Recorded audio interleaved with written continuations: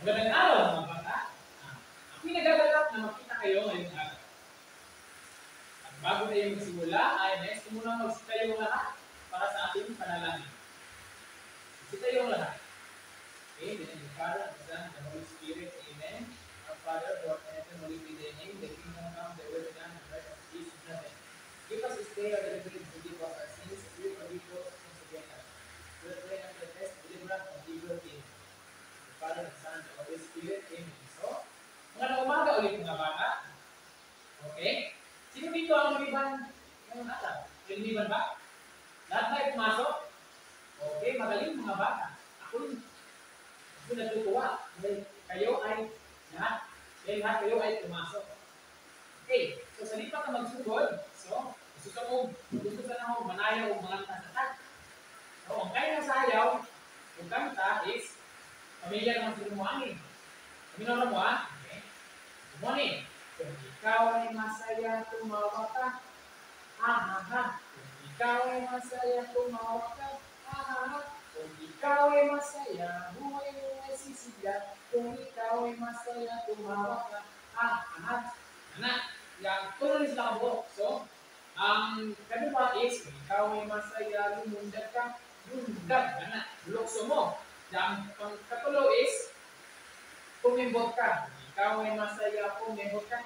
Kembot na. Nakasabot ba, mga bata? Okay, very good. Okay, sunod na.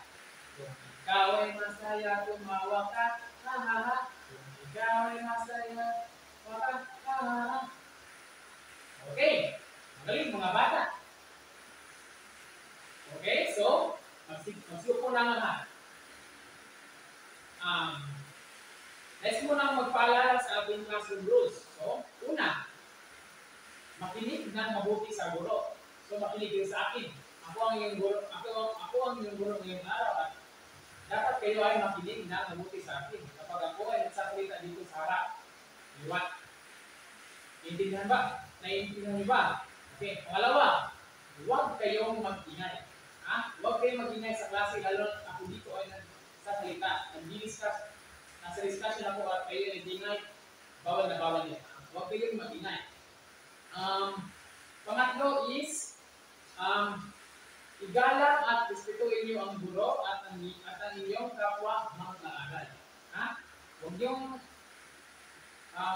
respeto niyo ang inyong guro at yung kapwa mag-aaral. Huwag kayong mangaway, Yung pamilabot, yung mga classmates. So, at ang pamuli ay, itaas ang inyong kamay kapag meron kayong isasagot. Raise your hands lang. Kung na may gusto i-tubag na mo, o na may manghihimo, malibangan, Maliwanag po mga bata. Okay, mabuti naman kung gano'n. Okay. Bago magsimula ay meron muna akong isang motivasyon para pagtutaw sa inyong auto. So, ang motivasyon na ito ay ang pagbuo ng puzzle. So, meron akong 4 na envelope dito. At sa bawat envelope na ito ay naglalang itong mga puzzle na bubuuin nyo para maging larawan. At nais kong alamin nyo kung anong larawan ang nasa bawat envelope. Okay, paliwanag ko mga bata. Okay, itong group 1, group 2, group 3, and group 4. Okay.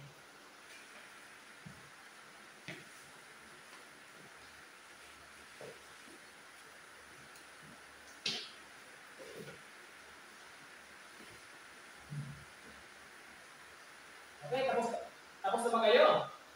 Okay, husay. Okay, nais ko munang alamin kung ano ang nasa larawan sa group 1. Okay. Ano ito? Okay, tama. Pagsasaka. Ito ang pangalawa. Okay, pag-iisda. Tama. Magaling, mga bata. Okay. At ang panghuli ay pangangaso. Ay, ang pangatlo ay ang pangangaso at ang panghuli ay ang pakikipagkalakalan. Okay. Magaling mga bata dahil alam nyo kung ano ang mga hanapbuhay na nasa larawan. Okay. At dito ko na ilalahat ang konsepto ng hanapbuhay ng sinaunang panahon. Okay, makinig mga bata. Okay. Unang hanapbuhay ng ating mga sinaunang minuno o sa sinaunang panahon ay ang pagsasaka. Ang pagsasaka ay pangunahing hanap buhay ng ating mga ninuno. Gumagawa sila ng mga patubig sa katatagan upang masiguro na ang kanilang pananim ay mabubuhay.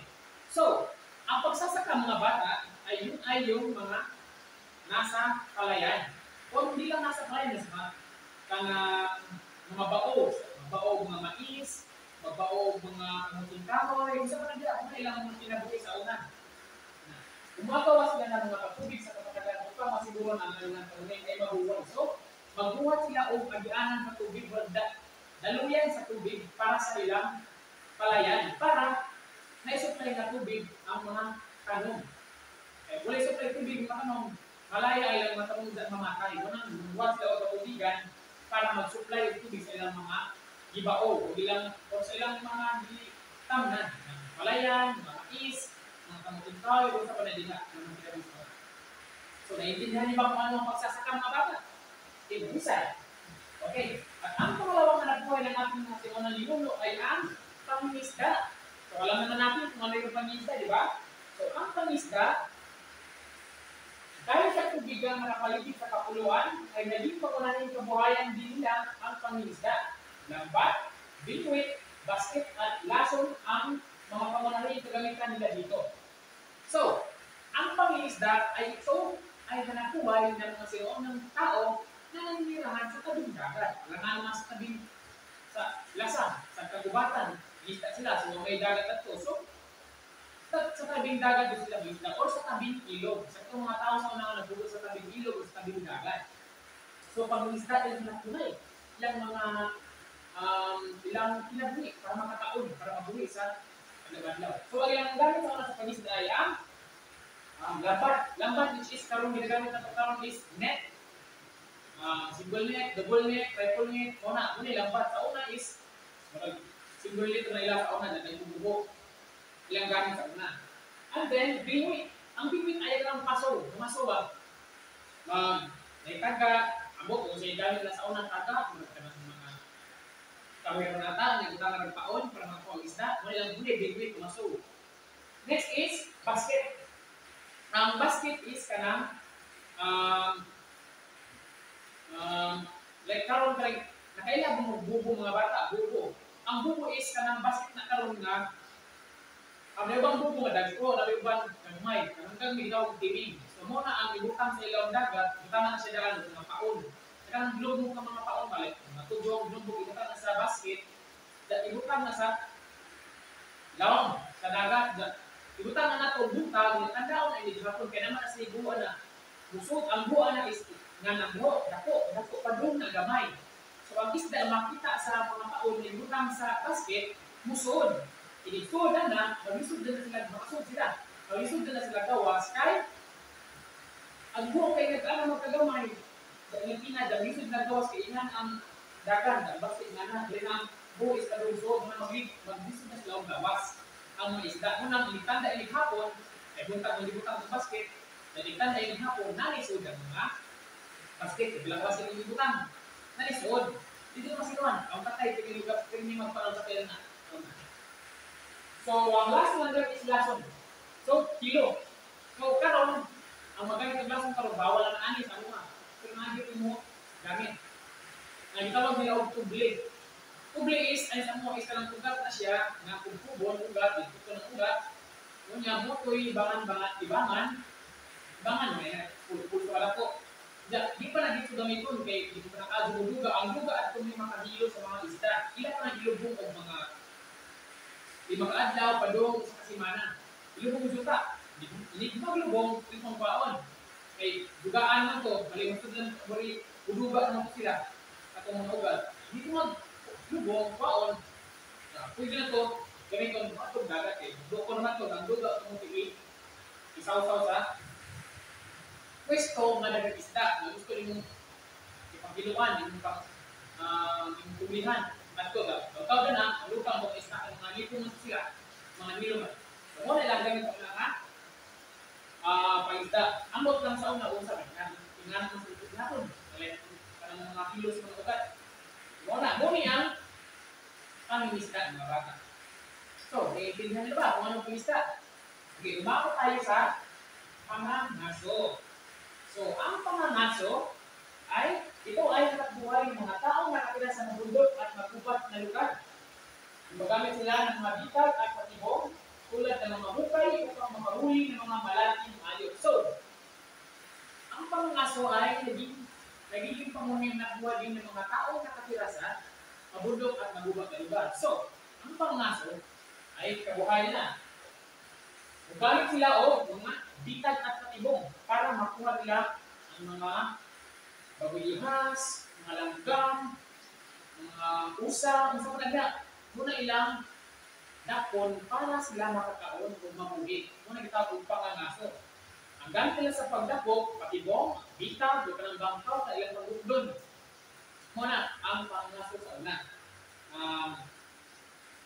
Upang makawala, gumagamit sila ng mga bitag at patibong tulad ng mga hukay upang makahuli ng mga manubot. Pugpug sila. Yoban, ilang style, pugpug, laong niya. Utangan to net, utangan dahon para matapunan ng net, then paon. Para itamak sa pagbilihas ba, o usa, o langga mga dagko. Wasto sa ilaw, masawad sa net. Yun nga lang style sa sa pangangaso para mabuhi, para madakpan nila ng ilang gusto nga dapon. So, naiintindihan niyo ba kung ano ang pangangaso mga bata? Husay. Okay, ang panghuli ay ang pakikipagkalakalan. So, ito ay ang pagpapalitan ng mga kagamitan. Iba pang pinagpupunan ng yaman. Ang pagpapalitan ng mga produkto ito ay tinatawag ng sistemang barter. So, ang pakikipagkalakalan ng mga bata ay ito ay pagpapalitan ng mga produkto o mga gamit, anumang gamit, produkto, pagkain ba. So, imutan na ito. Sa Pilipinas, naidaghang isda, ibig ka sa daming isda. Naidaghang mga karne, kaming baboy, kaming manok.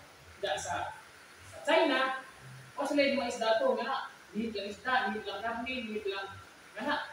Pero nasa yung mga produkto, mga gamit, kaha, mga luwag, mga kaldero, kung sa pwede ang ganito, munang, nga alas sa unang ang bawat ang sa capitalist country, biggest bansa, pagkasinabot, magbaylo kung mga produkto, mga pagkaon, mga gamit, para magamit ang ilang mga kon kay kita yung Pilipinas. May mga isda, may mga karne. Pero sila gamit pang lutoon, sila kaldero, hindi lang kaldero, hindi lang kaha. So muna musugod sila ng ibaylo sa ilang bansa para magamit ang ilang mga kon, sa bansa ko. Abunda sila o kaha, abunda sila kaldero, maluwang, sa panagyan, gamit pang luto. Hindi ako sila lutuan. Hindi sila lutuon. Muna musugod sila, makikipag-baylo sa ilang bansa o mga kaon. Muna tayo sa may ikaw na sistemang barter. Kunya, karon is naanda na nato karon na mo na lang palitas tindahan na naibaylo mo na itawag bayad at kwarta niya na ibaylo na pagkaon o bayad at kwarta ibaylo ng mga gamit mga produkto usap na din ha mo na dahil naka-invento ani na panginabuhi is ang Chinese taga China so na okay na ibawan mo kung saan pakikipagkalakalan. Ibaylo mga gamit, diba? Swap, mga gamit, mga pagkaon, mga produkto sa kanila. Okay. Bukod sa apat na hanapbuhay na ito, meron pang mga hanapbuhay ang mga sinaunang tinulo natin. So, una, ay ang paggawa ng mga sasakyan pandagat. So, ito yung mga ginagawa nila. Ganito ang mga sasakyan pandagat na ginagawa nila sa unang panahon. Ako, ang pamilya na, hindi ko sila mabuhat o sasakyan pandagat na pang mga tao lang o pang isa katao. Ano lang side na nila na para mabuhi, maka-income ko para sila na. So, bayad lang. Ikadua is ang paggawa ng palayo. Paggawa ng mga palayo, ang mga kun, mga baso, na ilang sulanan sa una, sa mga pagkaon, mga butang sa palayo. Kaya, kung tayo lang, paggawa ng palayo na, mga clay, mga anak na, kabatupon mo na. Kaya di clay, ka na murag, sila nga duta. Ito siya tawagan na. Muna lang, paggawa ng palayo.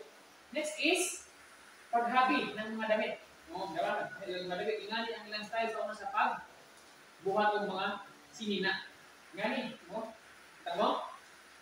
Ngani sa una, paghabi at paggawa, paghabi ng mga damit. O pagmina, pagmimina. Mamina po na sa una, magkumpul sila mga gold, mga sa panagya, mga ginto, pila, tanso, kay daghan sa una. Unlike karon, na para naman ang nagbina kay pagbuhat ng mga jewelries, mga orluloy. Sa una, daghan kong mga gold sa una, karon di na kadyo.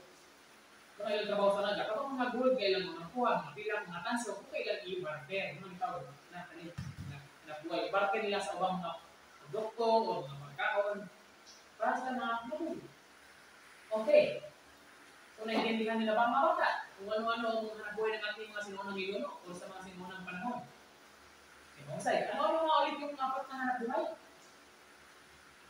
Okay, tama. Pagsasaka. Paano ba?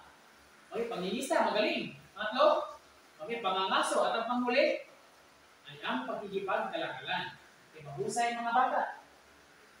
Ang karagdagang tanong, para sa inyo, ano kaya ang mga pagkakataon o mga hamon na kinakaharap ng ating mga sinuunang Pilipino o mga sinuunang ninuno sa kanilang panahon?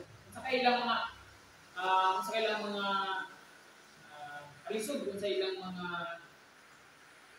sa tawag na ito, pagkakataon sa ilang tahat na ilang masinating, ma-encounter ilang panahon sa una. Sudahan. Okay. Sa una, kung sa karumbay, balin-balin na silang bahay sa una. So, ang ilang pong lugar sa una is by territory. Territory. Kaya nanay bayan ng lugar, dito ka pwede bayan na. Kung takli mga, so uban hindi ko lang yung lugar. Ang tulog ka, kuweba, o sa katahuyan ba, magbuhat bayan na, dyan gambay, ito na bayan. Hindi, o na yung mga bagay o dali, ako bago-ba. Kaya kung may tubong, ang ay karon, concrete na, mga bayan karon. Sa una is, mga bagong-bagong rin pambangan. Mga bagay mo nilang mga hamon, ilang sinabi sa una. Pag-ibong sila na, way karong sinina, way karong nasuot. Diyan, bali na po mga kuweba, maka-encounter sila mga daghan. Daghan pa mga manak na ilang hamon na ilang masinati sa una. So, naintindihan niyo ba kung ano ang ating tinlaki ngayong araw? Ano ang mga hanapbuhay ng ating mga ninuno? Magaling mga bata. Dahil dyan, pinako tayo sa ating yan ako rin yung isang pagsasanay. Okay. Kumuha kayo ng isang buong papel at sagutan ang ating ginawang pagsasanay para sa inyo. Okay, basahin mo muna ang panuto ha.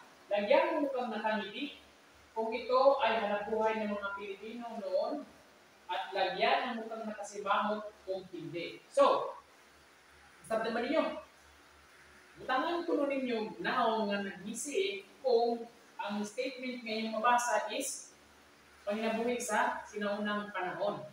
Kunya, butangan ninyo now nga gamukot, di kung ganis nga gamukot, kung di sila hanapbuhay sa sinaunang panahon.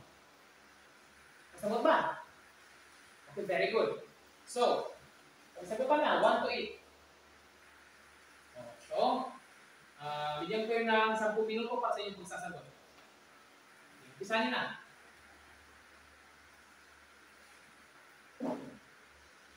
Okay, tapos na ba mga bata? Okay, pakipasa ang papel sa harapan. Okay. Tama. At dahil wala tayong natitirang oras, ay bukas ko na lang ibibigay ang inyong mga nakong marka, ha? Okay. So, dumako na tayo sa panghuli natin concept. So, ang takdang aralin. So,